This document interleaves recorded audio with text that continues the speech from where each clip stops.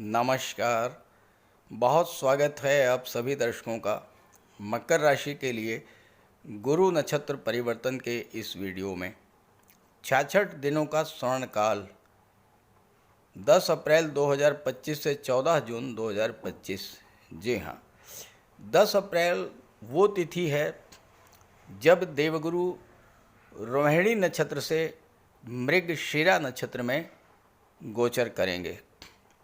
मृगशिरा नक्षत्र मंगल का नक्षत्र है और इस गोचर की खास बात यह है कि मात्र 66 दिनों में ही देवगुरु मृगशिरा नक्षत्र को पार कर जाएंगे। यानी इस समय गुरु की गति अत्यंत तीव्र होगी। जितना तेजी से देवगुरु गतिमान होंगे उतना ही तेजी से फल भी प्रदान करेंगे। इस गोचर के दौरान 14 मई तक वृषभ राशि में रहेंगे और 14 मई से 14 जून तक मिथुन राशि में गोचर करेंगे। ओवरऑल देखा जाए तो इन 66 दिनों में देवगुरु अच्छा ही फल देंगे, क्योंकि गुरु सर्वाधिक शुभ ग्रह हैं। गुरु की दृष्टि में अमृत होता है। जिस भाव पर गुरु की दृष्टि पड़ती है उस भाव के शुभ फल ही प्राप्त होते हैं। देवगुरु ज्ञान, धन, संतान, विवाह और भाग्य के कारक माने जाते हैं और इस गोचर काल में आपको इन्हीं चीज़ों की इच्छा पूरी करेंगे। गुरु साक्षात भगवान विष्णु के स्वरूप हैं और इनके गोचर काल में भगवान विष्णु की कृपा आप पर निरंतर बनी रहेगी। लेकिन हर नक्षत्र में इनका फल देने का तरीका अलग अलग होता है। मृगशिरा नक्षत्र मंगल का नक्षत्र है। मंगल शक्ति, पराक्रम और ऊर्जा के कारक हैं।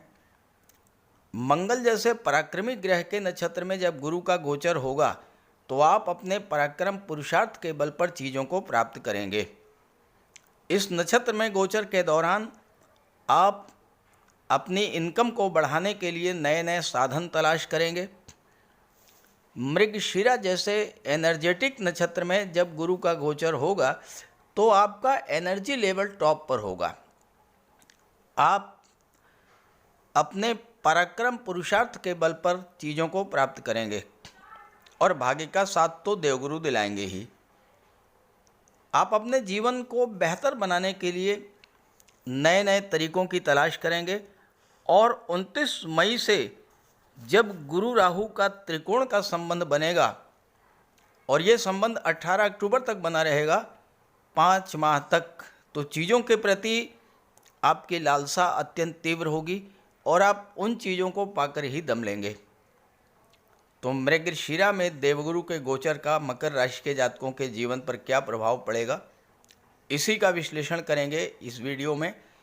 ये विश्लेषण आपकी चंद्र राशि के आधार पर किया जा रहा है और वीडियो के अंत में मैं आपको देवगुरु के उपाय भी बताऊंगा। तो ये है मकर राशि के जातकों की कुंडली। आपके लग्न के स्वामी हैं शनिदेव। शनिदेव कुंडली के तीसरे भाव में, देवगुरु की राशि मीन राशि में गोचर कर रहे हैं।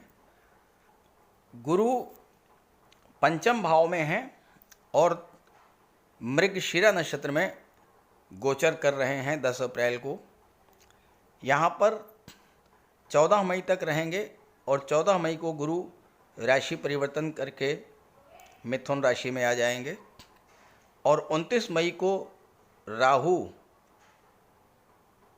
धन भाव में आ जाएंगे। गुरु मंगल के नक्षत्र में गोचर करेंगे तो मंगल के माध्यम से फल प्रदान करेंगे, तो चौथे भाव और 11वें भाव का भी फल प्रदान करेंगे, क्योंकि चौथे भाव और 11वें भाव के स्वामी हैं मंगल। इस गोचर के पहले चरण में 14 मई तक देवगुरु जब पंचम भाव में गोचर करेंगे तो गुरु की दृष्टि पड़ेगी भाग्य के भाव पर और भाग्य को बूस्टअप करेंगे देवगुरु। गुरु की दृष्टि लाभ के भाव पर पड़ेगी। यहाँ मंगल की राशि है, मित्र की राशि है और 11वां भाव आपकी इनकम का तो होता ही है। आपकी इच्छाएं पूरी होंगी इस गोचर काल में।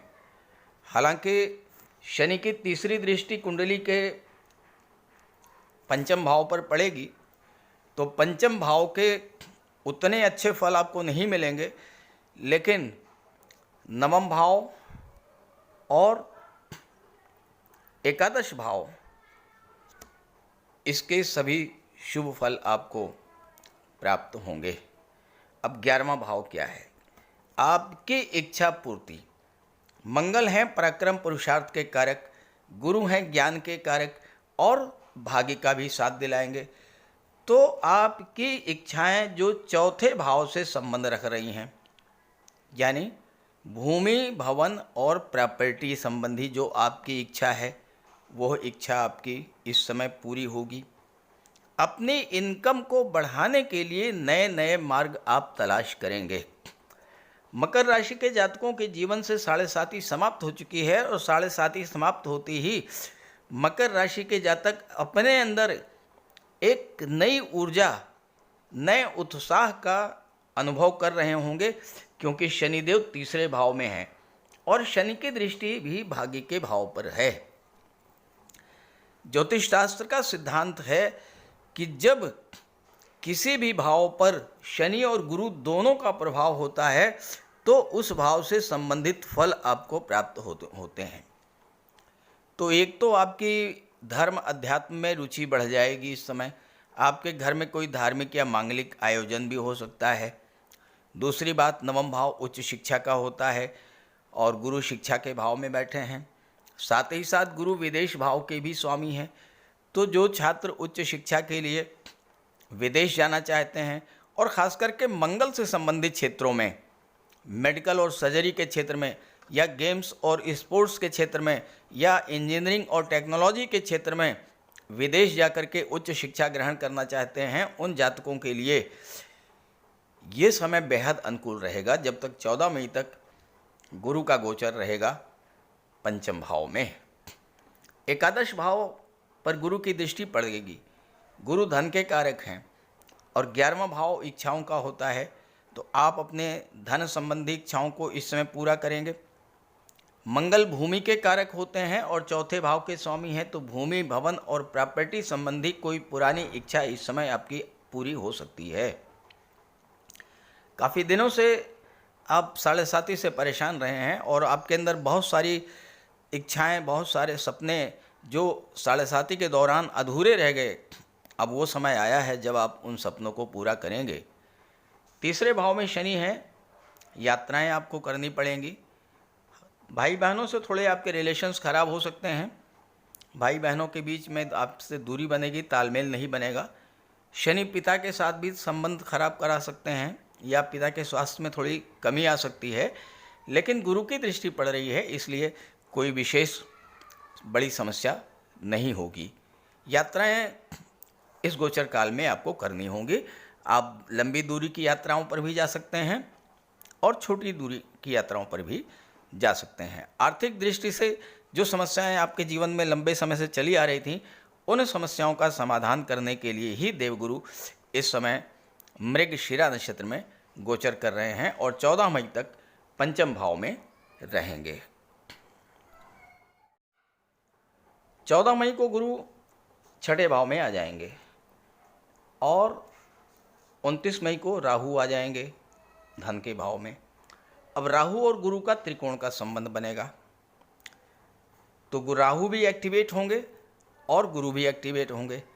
जब राहु एक्टिवेट होंगे और गुरु के प्रभाव से, चूँकि राहु तो पाप ग्रह हैं, लेकिन जब गुरु की दृष्टि पड़ेगी तो राहु में शुभता आएगी, तो आपके धन का भंडार भरने का काम राहु करेंगे। अचानक से कोई बड़ा धन लाभ आपको 14 मई के बाद हो सकता है, चाहे वो प्रॉपर्टी से लाभ हो, शेयर मार्केट से लाभ हो या और किसी तरह का लाभ होगा। आपको 14 मई के बाद जब गुरु छठे भाव में आएंगे तो ज़बरदस्त धन लाभ का योग बन रहा है। चूँकि राहु की दृष्टि 8वें भाव पर पड़ेगी। 8वां भाव गुप्त धन का होता है, डूबा हुआ पैसा होता है। 7.5 के दौरान आपका बहुत सारा पैसा जो फंस गया, डूब गया, आपने किसी को लोन दिया, वो पैसा नहीं मिला, इस समय आप प्रयास करेंगे तो आपको आपका डूबा हुआ पैसा भी मिल जाएगा। अचानक से शेयर मार्केट से अच्छा पैसा मिल सकता है, इंश्योरेंस के क्षेत्र से मिल सकता है धन, मार्केटिंग के क्षेत्र से, या as a commission agent, property dealer के रूप में आपको इस समय अच्छा पैसा मिलने का योग बन रहा है। अचानक से बड़ा धन लाभ हो सकता है कि आप कोई प्रॉपर्टी की डीलिंग करें, प्रॉपर्टी में डीलर के रूप में कार्य करें और अच्छा कमीशन आपको इस समय मिल जाए।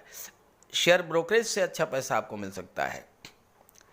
लेकिन राहु की दृष्टि जो है 8वें भाव पर पड़ेगी, तो थोड़ा स्वास्थ्य का आपको ध्यान रखना पड़ेगा।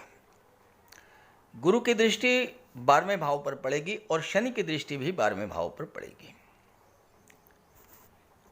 पहले पार्ट में 14 मई से पहले 9वें भाव पर डबल ट्रांजिट का इफेक्ट था।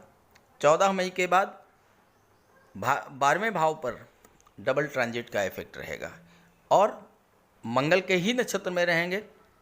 मंगल एकादश भाव के स्वामी हैं, लाभ के स्वामी हैं। इस समय विदेशों से ज़बरदस्त आपको लाभ मिलेगा। विदेशी व्यापार से पैसा मिलेगा। विदेशों में आपकी कोई बिजनेस डील हो सकती है बड़ी। विदेश में आपको नौकरी मिल सकती है, क्योंकि 6ठे भाव के में गुरु का गोचर है और अपनी ही राशि पर गुरु की दृष्टि पड़ रही है। 6ठा भाव नौकरी का होता है, तो विदेश में आपको कोई नौकरी मिल सकती है। किसी मल्टीनेशनल कंपनी में या किसी प्राइवेट सेक्टर में आपको नौकरी विदेशों में मिल सकती है। इस गोचर काल में वो जातक जो विदेश में रह रहे हैं या विदेशों से किसी भी तरह का व्यापार व्यवसाय कर रहे हैं, उनके लिए तो समय बहुत अच्छा रहेगा ही रहेगा। वो जातक जो ऑनलाइन प्लेटफॉर्म के द्वारा, चूंकि शनि 3रे भाव में है, 3रे भाव में शनि बहुत अच्छा रिजल्ट देते हैं और 3रा भाव संचार माध्यमों का होता है। संचार माध्यमों के द्वारा, ऑनलाइन प्लेटफॉर्म के द्वारा जो जातक विदेशों से जुड़े हुए हैं, ऐसे जातकों के लिए भी इस समय बहुत बेहतर, बेहद अनुकूल रहेगा और इस गोचर का आपको पूरा लाभ लेना चाहिए। भाग्य का साथ तो मिलेगा ही, आपके पराक्रम पुरुषार्थ में वृद्धि होगी, आपकी इनकम बढ़ेगी, आय के नए नए साधन आप इस समय तलाश कर लेंगे और भूमि भवन प्रॉपर्टी का भी लाभ मिलने का योग बन रहा है। तो ये 66 दिन आपके लिए बेहद महत्वपूर्ण है। इस गोचर का लाभ उठाइए और ज़्यादा से ज़्यादा लाभ लेने के लिए देवगुरु के उपाय भी करते रहिएगा। तो बात करते हैं उपायों पर। देवगुरु को प्रसन्न करने के उपाय बेहद आसान हैं। आप अपने माता पिता, गुरु और वृद्ध जनों का सम्मान करें। भूल करके भी उनका अपमान ना करें, उनकी सेवा करें और उनका आशीर्वाद प्राप्त करें। गुरुवार के दिन स्नान करने के जल में 1 चुटकी हल्दी मिला करके स्नान करें और स्नान करने के बाद हल्दी केसर का तिलक लगाएं। गुरुवार के दिन गुरु के बीज मंत्र ओम ग्रां ग्रीं ग्रौं सह गुरुवे नमः, इसका जाप करें।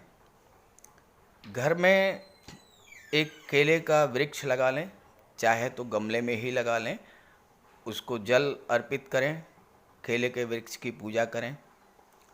भगवान विष्णु की पूजा करें।